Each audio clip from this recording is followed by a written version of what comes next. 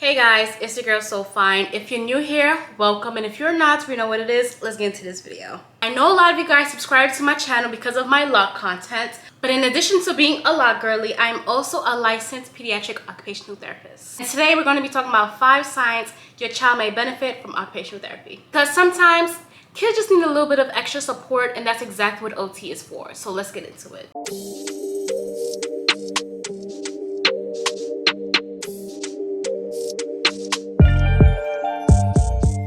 So the first sign is your child struggles with everyday self-care tasks. Things like getting dressed, brushing your teeth, using utensils, managing buttons or zippers. These are what we call activities of daily living, and they are a big focus in OT. So if your child avoids these tasks or gets easily frustrated when doing them, or also just needs more help than expected for their age, this can be a sign they can benefit from occupational therapy. In OT, we make these skills fun and achievable through play. So strengthening hand coordination, building sequencing skills, and boosting confidence so your child feels proud doing these things independently. So now the second sign is fine motor challenges. These are the small muscle movements that help your child write, color, or even open up snack packages. So if your child avoids drawing, coloring, writing, presses too hard or too light on their pencil, or struggles to manipulate small items, this is a clue that their fine motor or hand strength may need some work.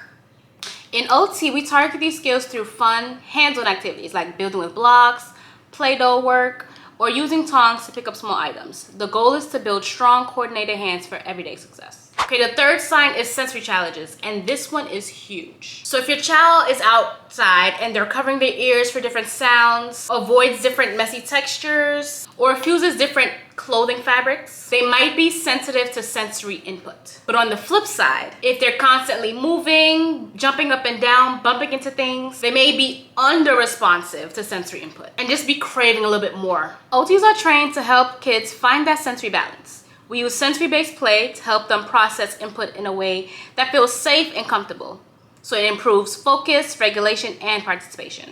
The fourth sign is attention and regulation challenges. So if your child can't sit still for meals, circle time, or homework, or they're constantly fidgeting with their hands, their feet, just grabbing or touching things that are just unrelated to different topics or tasks that you guys are doing, it might be a little bit more than just energy. Many kids struggle to focus because their sensory systems aren't fully organized yet. In OT, we help kids learn how to regulate their bodies so they can listen, learn, and focus for longer periods. With the right movement breaks and tools, kids can channel their energy in healthy ways and feel calmer throughout the day. All right, so the fifth sign is emotional regulation. So those feelings where it seems like there's a whole bunch of meltdowns, frustration, and they're able to go from 0 to 100 real quick, gets easily upset when things don't go their way. OT can definitely help. We teach kids strategies to recognize when they're feeling overwhelmed and how to use tools like deep breathing, movement, or sensory breaks to calm their bodies. It's about helping them understand themselves and build emotional resilience. Okay, I gave 5, but here's a bonus sign. You as a parent,